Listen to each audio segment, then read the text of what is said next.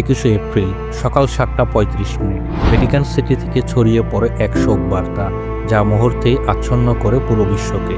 Vatican সিটির আকাশ যেন আজ আরও নিস্তব্ধ, বাতাসে যেন বিষাদের ভার, কারণ আজ পৃথিবীর বিদায় জানাতে যাচ্ছে এক আলোকবর্তিকা পোপ ফ্রান্সিসকে।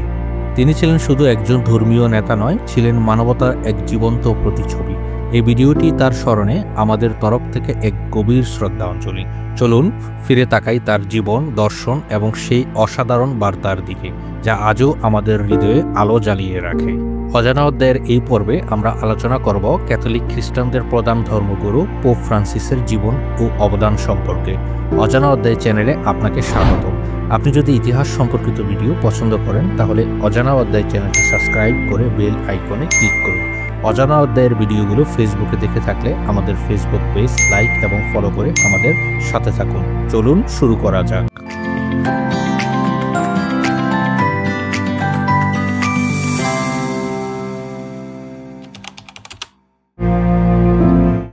পোপ ফ্রান্সিসের জন্ম 17 ডিসেম্বর 1936 সালের আর্জেন্টিনার বুয়েনাস আইরেস শহরে। তার প্রকৃত নাম ছিল হোর্হে মারিও বেরগোলিও। তিনি ছিলেন এক অসাধারণ মধ্যবিত্ত পরিবারের জন্মগ্রহণকারী এক বিনয়ী মানুষ। তার বাবা ছিলেন রেলওয়ে কর্মী এবং মা ছিলেন গৃহিণী। ছোটবেলা থেকেই তিনি ধর্মের প্রতি আকৃষ্ট ছিলেন।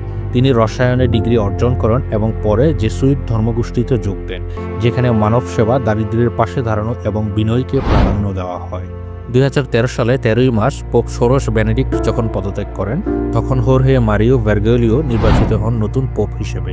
এটাই ছিল ইতিহাসের এক যুগান্তকারী ঘটনা, কারণ তিনি হন প্রথম ল্যাটিন আমেরিকান পোপ, প্রথম জেসুইট পোপ, প্রায় 1200 বছরের মধ্যে প্রথম নন ইউরোপিয়ান পোপ। তিনি নিজের নাম বেছে নেন ফ্রান্সিস, যেটা তিনি নেন সেন্ট ফ্রান্সিস অফ অ্যাসিসির নাম অনুসারে, যিনি ছিলেন দারিদ্র্যের বন্ধু এবং শান্তির প্রতীক। পোপ ফ্রান্সিস তার প্রপত্তকাল জুড়ে বারবার জোর দিয়ে বলেছিলেন, প্রেম ছড়াও, সহানুভূতিশীল হও, দারিদ্র্যের পাশে দাঁড়াও। তিনি শুধু খ্রিস্টানদের পোপ ছিলেন না, তিনি ছিলেন পুরো বিশ্বের নৈতিক নেতা। তিনি বলতেন, গির্জা শুধু প্রার্থনার জায়গা নয়, বরং এটি হওয়া উচিত আশ্রয়স্থল। তিনি অভিবাসী, মুসলিম, ইহুদি, নারী ও শিশু এবং বন্দী সবার জন্য দরজা খুলে দিয়েছিলেন। তার বার্তাগুলো ছিল সরল কিন্তু গভীর। তিনি জলবায়ু পরিবর্তন, দারিদ্র্য, অসাম্য, ধর্মীয় সহনশীলতা, অভিবাসন সমস্যা এসব বিষয়ে বিশ্ববাসীর উদ্দেশ্যে বারবার সতর্কবার্তা দিয়েছিলেন।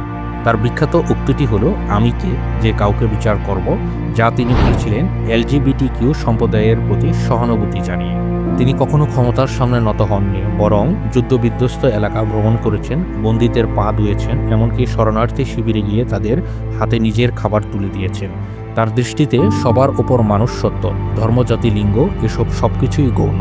বিশ্বের ধর্মীয় সম্প্রীতির জন্য পোপ ফ্রান্সিস ছিলেন এক শক্তিশালী কণ্ঠস্বর। তিনি ইসলাম ধর্মের নেতাদের সঙ্গে বারবার বৈঠক করেছেন। বিশেষ করে 2019 সালে তিনি আবুধাবিতে আল আজহার গ্র্যান্ড ইমামের সঙ্গে সাক্ষাৎ করে হিউম্যান ফ্র্যাটারনিটি ডকুমেন্টে সই করেন, যা আন্তঃধর্মীয় সংলাপ ও সহনশীলতার এক ঐতিহাসিক মুহূর্ত। আজ যখন আমরা পোপ ফ্রান্সিসকে হারালাম, তখন আমরা বুঝতে পারছি তিনি কতটা অপরিহার্য ছিলেন। 88 বছর বয়সে তিনি চিরতরে আমাদের ছেড়ে চলে গেলেন, কিন্তু রেখে গেলেন এমন এক উত্তরাধিকার যা অনুপ্রেরণার চেয়ে অনেক বেশি কিছু।